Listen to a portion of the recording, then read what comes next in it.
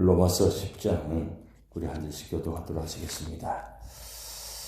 형제들아, 내 마음에 원하는 바와 하나님께 구하는 바는 이스라엘을 위함이니 곧 그들로 구원을 받게 함이라.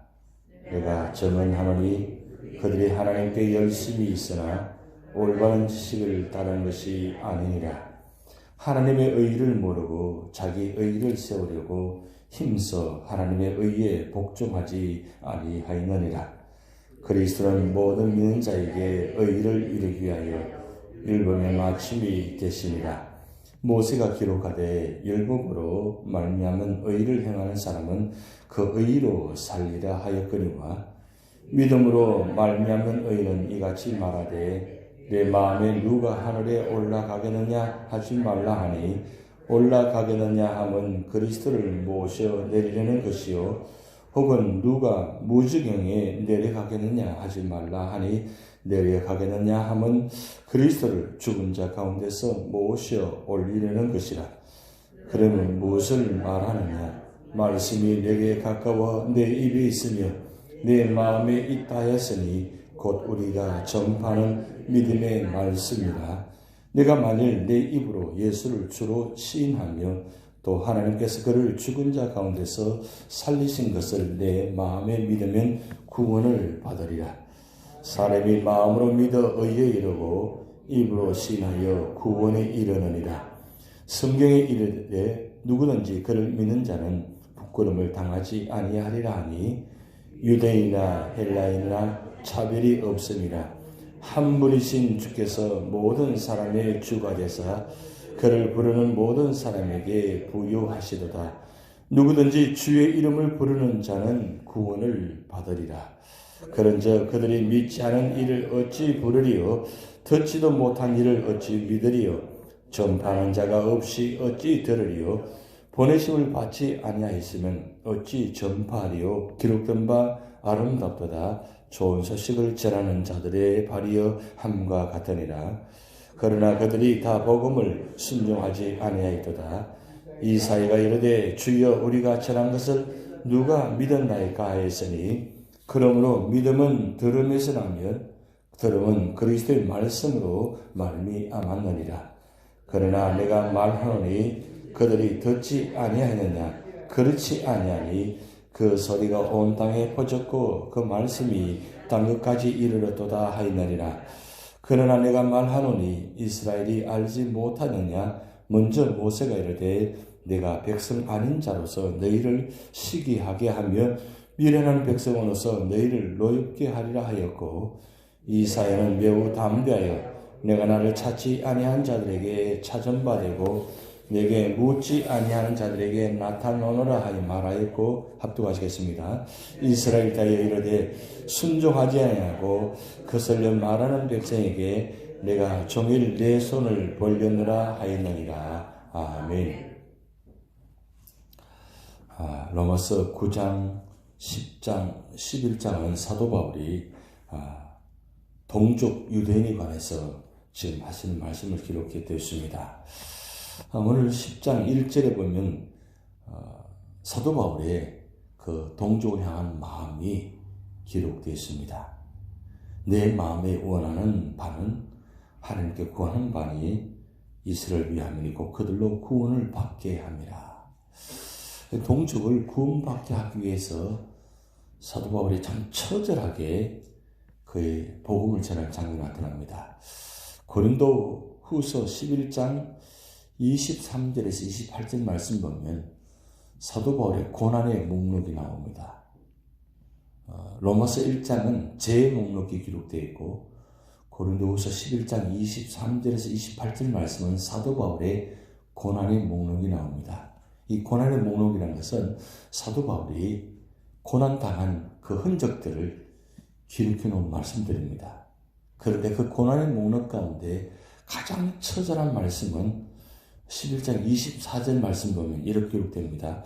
유대인들에게 40에서 하나 감암매를 5번 맞았고 그리고 3번 대장으로 맞고 1번 돌로 맞고 그리고 3번 파선하고 일주일을 깊은 바다에서 지냈으며 이렇게 말씀 기록되어 있습니다.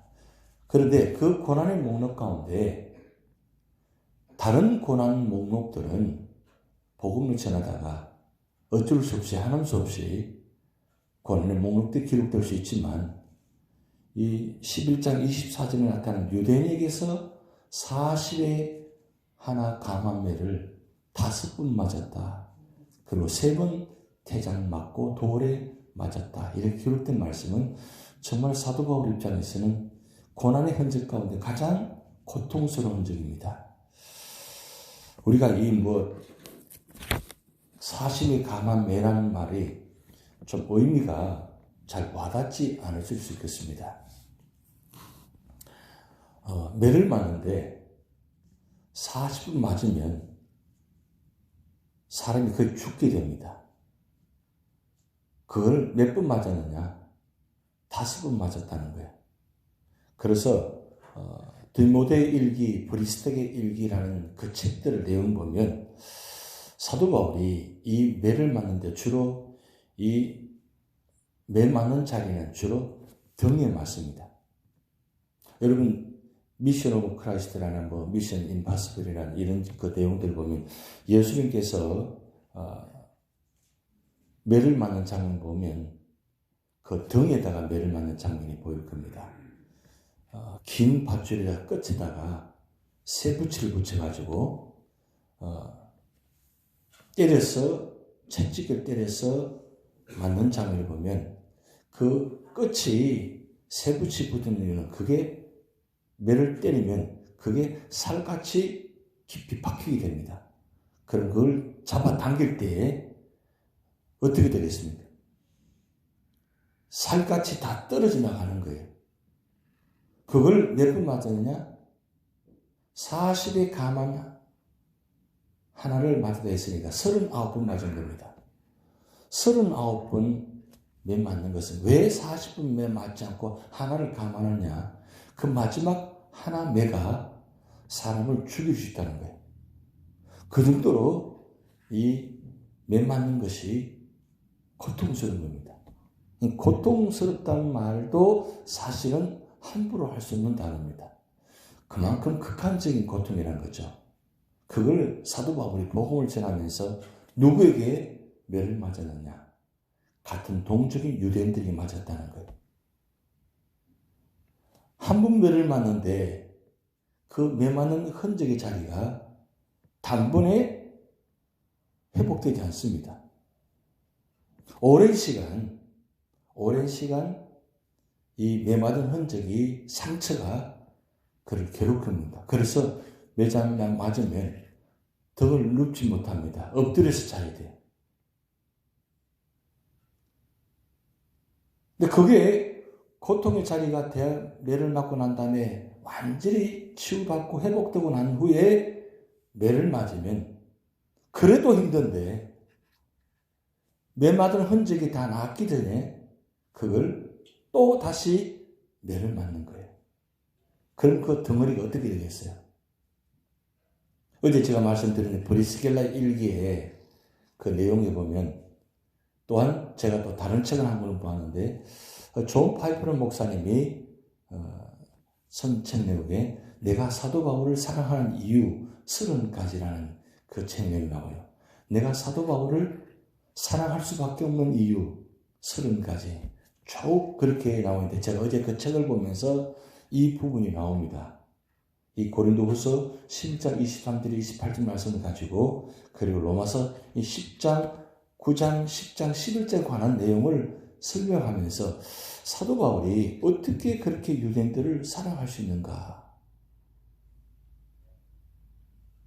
그 내용을 쓰면서 이 내용을 기록해 놓았어요. 제가 그 내용을 보면서 그렇구나. 그런 내용이 들었는데 한 번 매를 맞고 회복되지 않은 상태에서 또 매를 맞습니다. 두 번째 매를 맞으면 이 상처가 어떻게 되겠어요? 더 심각해집니다. 그 두 번째 매를 맞은 그 상처가 회복되기 전에 또 세 번째 매를 맞는 겁니다.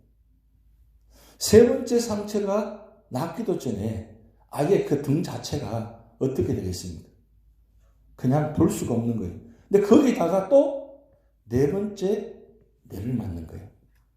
한 번이 아니고 매를 맞을 때마다 한 번이 아니고 39번씩. 그리고 네 번째 매를 맞고 난 다음에 완전히 등 자체가 심각합니다. 그 상태에 또 다섯 번째 매를 맞는 거예요. 이 존 파벌 목사님이 그 책에다가 이 세 가지 이유를 드러나는데 다섯 번의 핍박이 소름 끼치는 이유라고 해서 세 가지를 기록해 놓았어요. 아주 굉장히 공감되는 내용인데 채찍질 할 때마다 39번에는 그 수에 놀랐다는 것. 첫 번째 이유. 그리고 두 번째는 39번의 채찍질을 5번이나 당했다는 사실에 놀랐다는 것. 그리고 세 번째. 그 같은 채찍질한 자들이 늘 사도 바울이 친척 동족이나 했는데 그 동족 친척들이 불렀던 유대인들이 자기를 매를 때렸다는 것. 그게 세 번째 놀랐다는 거예요. 우리 그냥 지나갈 수 없는 내용이라는 거죠. 그런데 그렇게 매를 맞고 그렇게 핍박을 당하면서도 사도 바울이 이 핍박하는 자들을 향한 흔들리지 않고 끝까지 살아가는 이유가 뭘까? 왜 복음 전한 일을 그만두지 않았을까? 왜 그랬을까요? 사도 바울이? 원만하면 포기할 수 있잖아요. 여러분 1차 선교여행 하면서 루스드라에서 돌에 맞아서 누가 봐도 죽었다 해서 버렸어요. 그런데 하나님 은혜로 기적적으로 살아나서 다시 복음을 전하는 내용이 나옵니다. 그러면 그 흔적 때문에 1년간 안디옥에서 머물면서 치료했어요. 근데 그래도 다 회복되지 못했습니다. 그런 가운데 또 복음을 2차, 3차 복음을 전하는데 그러면서 사도 바울이 이런 그 5번의 매를 맞는 흔적들을 남기잖아요. 그렇게까지 하면서 왜 복음 전하면서 포기하지 못했을까? 두 가지 이유를 말씀하고 있습니다. 첫 번째는 하나님이 말씀하셨기 때문에. 하나님이 말씀하셨기 때문에 그 하나님의 계획을 알기 때문에 갈 수밖에 없었다는 거예요. 하나님이 사도 바울을 이방인의 사도로 세우셨기 때문에 그 말씀에 순종하기 때문에 갈 수밖에 없었다. 그게 포기할 수 없는 이유 첫 번째. 두 번째 이유는 개인적인 이야기인데 바로 그렇게 핍박하던 동족들을 사랑하기 때문에. 그 말이 되나요? 사랑한다는 말. 나를 핍박하는 사람들인데 나에게 돌을 던지는 사람들인데 저번에 말씀드렸잖아요. 2차, 3차, 4차 복음을 전하는데 아주 당근파라는 그 죽음을 각오하고 사도 바울을 죽이려고 가는 곳마다 쫓아다니는 그 당근파 일동들 그리고 그 중에서 특별히 두 사람 아니 목숨을 걸고 사도 바울을 죽이려고 작정하고 따라다니는 사람들. 그래서 사도 바울은 복음을 전하면서 항상 집에 밤에 잠을 자도록 잘 수 없다는 거예요. 왜? 혹시 그 밤에 이 사람들이 들이닥쳐서 자기 죽일까 싶어서. 그런데 그런 고통스럽고 죽음의 위험 앞에서도 사도 바울은 잠을 제대로 잘 수가 없었어요. 왜? 이 등에 너무 고통스러운 흔적 때문에. 그래서 하나님께서는 사도 바울의 2차 선교행부터 누구를 붙이느냐? 누가 의사를, 외과 의사를 붙여주신 겁니다. 그래서 사도 바울이 늘 가는 곳마다 그리고 고통스러울 때마다 치료해 주는 거예요. 치료해 주는 거예요. 그런 가운데도 고통스러운 가운데 포기할 수 없는 이유는 뭐냐면 바로 동족 유대인들을 사랑하기 때문에. 근데 왜 그럴까요? 무슨 사랑이 그렇게 동족을 포기할 수 없었을까요?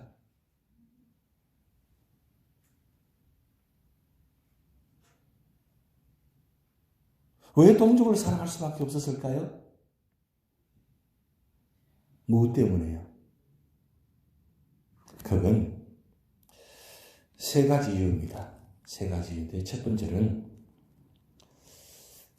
그리스도를 향한 사랑 때문에 그렇게 할 수밖에 없었다는 거예요. 왜냐하면 다메섹 도상에서 그가 보라신 예수를 만난 후에 3년 동안 아라비아 변도 가서 그가 그동안 예수님에 대해서 몰랐던 부분을 말씀을 통해서 다시 한번 깨닫게 됩니다.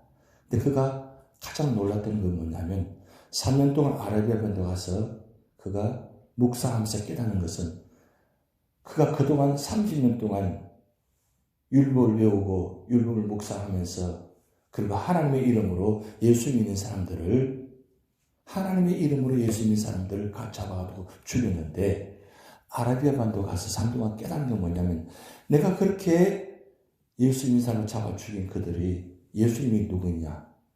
바로 하나님이었다는 거예요.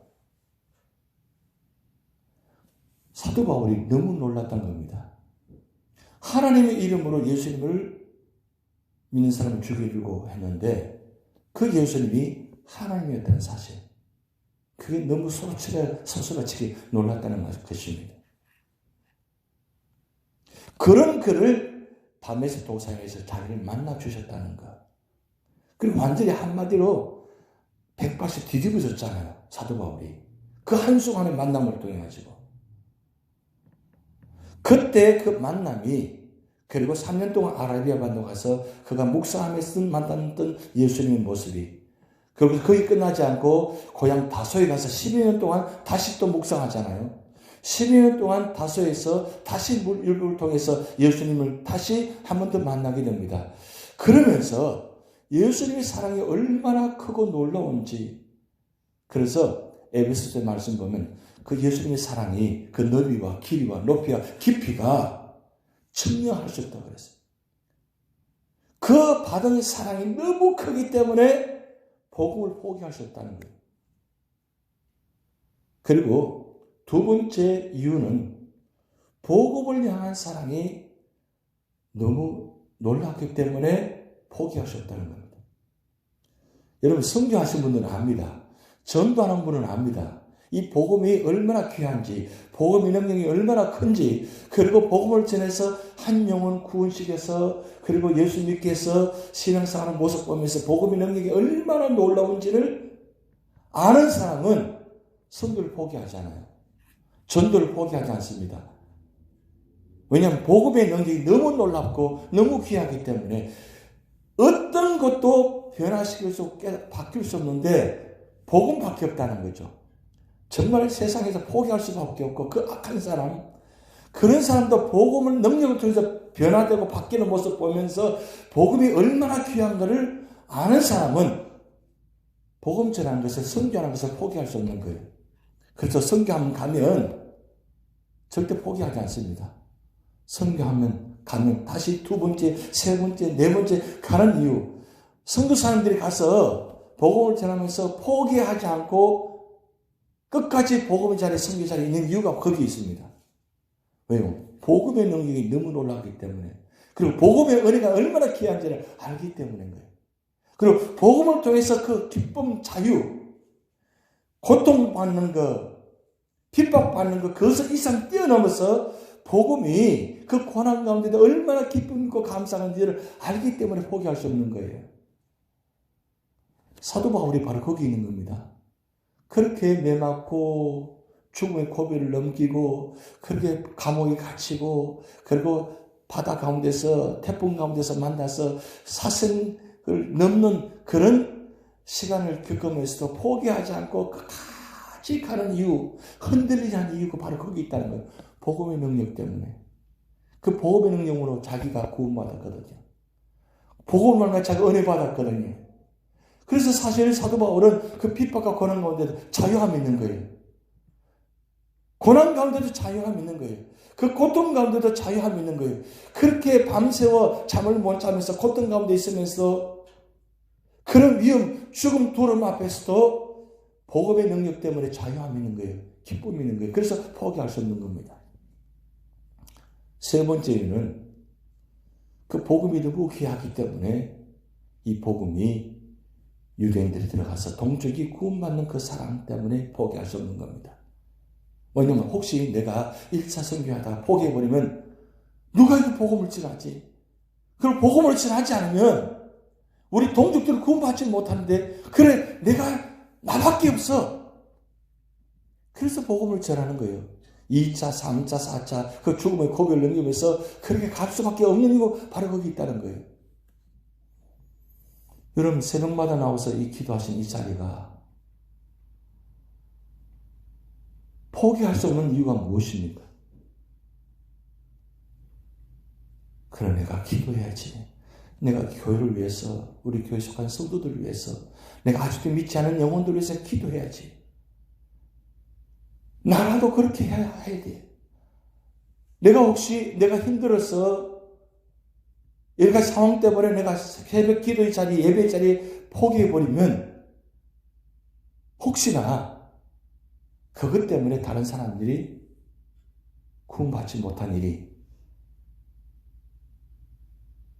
혹시나 있지 않을까? 그래서 포기할 수 없는 이유. 근데 그것보다 더 중요한 건 무엇입니까? 하나님의 사랑이 예수님 사랑이 너무 크기 때문에 예수님 사랑이 너무 크기 때문에 이 기도제를 포기할 수 없는 것. 내가 기도 응답받기 위해서 기도 제목하기 위해서 나오는 것이 아니라 예수님 사랑이 너무 크기 때문에 예수님의 은혜가 너무 크기 때문에 내가 이 자리를 포기할 수 있는 자리. 근데 그게 안 되면 못합니다. 이제 다음 달부터 이제 12월 달 되면 제가 제일 힘든 시간들입니다. 왜냐하면 2020년도 새로운 직분자들을 세우고 그리고 일꾼들을 세워야 되는데 아예 벌써부터 아예 못한다고 아예 안 하겠다고 작정하고 전하고 이야기하시는 분들이 많기 때문에 제가 참 고민이 되는 부분입니다. 그래서 때로는 12월 달 되면 내가 이 목회를 해야 되나? 이렇게 해야 되는가? 이렇게까지 해야 되는가? 라는 생각 들 때가 참 많아요. 그래서 그게 고통스러운 거예요. 할 수 말씀 빨리 손 놓고 싶어서 한 달을 기다리는 분들이 계세요. 왜? 11월 마지막 되면 다 끝난다는 거예요. 그것만 기다리는 분들이 계시는 거예요. 왜 한 분이라도 목사님 걱정하지 마세요. 제가 내년에도 열심히 하겠습니다. 무슨 일이든 맡겨만 주십시오. 제가 열심히 하겠습니다. 목사를 위해서 하나요? 누굴 위해서 지금 여러분 종을 울리고 있습니까? 누굴 위해서 하는 거예요? 하나님을 위해서 하는 거잖아요. 그 하나님부터 그 받은 사랑 때문에 그 사랑 때문에 내가 포기할 수 없는 거예요. 왜? 그 사랑을 내가 독점하겠다고 내가 독차지하겠다고. 사도 바울이 만약 포기했다면 어떻게 되었을까요? 여러분 그래서 제가 1절에서 더 나갈 수가 없는 거예요. 왜냐하면 그들을 구원받게 함이라. 이 한 절 말씀 속에 사도 바울이 얼마나 그 주님을 사랑하고 그리고 복음을 사랑하고 동족을 사랑하는 그 마음이 얼마나 큰지 그리고 그 아픈 가슴이 아픈 마음이 있는 거예요. 왜냐하면 이제부터 나중 후반절 말씀은 그 동족 유대인들이 뭐 때문에 그런 거예요. 율법의 의로 말미암아 율법 때문에 다른 게 보이지 않는다는 거예요. 사실 율법 주신 이유는 무엇 때문에 주신 것입니까? 율법을 통해서 회개하고 죄를 깨닫고 주님을 받아들이기 위해서 주신 말씀인데 그는 율법밖에 생각 안 하는 거예요. 그러니까 율법밖에 생각 안 하니까 그 율법을 통해서 완성케 하신 예수님 보내셨는데 어떻게 했어요? 예수님 죽여버렸잖아요. 그런 그들입니다. 오늘 이 아침에는 다시 한번 생각해 보시기 바랍니다. 주님을 좀 뜨겁게 좀 사랑해 보시기 바랍니다. 주님의 은혜를 다시 한번 기억해 보시기 바랍니다. 그것 생각하면요, 이 자리 받은 직분 포기할 수 없는 겁니다. 왜요? 주님이 나를 그만큼 사랑하시기 때문에 내가 이만큼 이 자리에 있다는 것. 주님이 나를 사랑하셨기 때문에 직분을 주셨다는 것. 그런 의미가 있잖아요. 그런 사람을 좀 만났으면 좋겠습니다. 그 사람을 만나면 다른 사람이 보이지 않습니다. 다른 사람 잘못이 보이지 않습니다. 다른 사람 문제가 보이지 않습니다. 나의 문제만 보이고 나의 잘못만 보이고 나의 부족한 모습만 보이고 그래서 날마다 오라나는 공고한 사람이로다 라고 그런 고백하는 자리, 그 자리밖에 없어요. 그러면 거기서 어떻게 다른 불평이나 원망이나 비판이 나올 수 있겠어요? 있을 수가 없습니다. 오늘 이 말씀 기억하시면 사도 바울의 마음이 여러분 마음이 되고 여러분 그 마음속에 예수님의 사랑 역사가 나타나서 오늘도 여러분 삶의 자리마다 너는 구원 역사가 나타날 줄 믿습니다. 다 같이 기도하시겠습니다. 하늘에 계신 우리 아버지여, 이름이 거룩히 여김을 받으시오며 나라의 임하옵시며 뜻이 하늘에서 이룬 것 같이 땅에서도 이루어지이다. 오늘날 우리에게 일용할 양식을 주옵시고 우리가 우리에게 죄진자를 사하여 준 것 같이 우리 죄를 사하여 주옵시고 우리를 시험에 들게 하지 마옵시고 다만 악에서 구하옵소서. 대개 나라와 권세와 영광이 아버지께 영원히 있사옵나이다.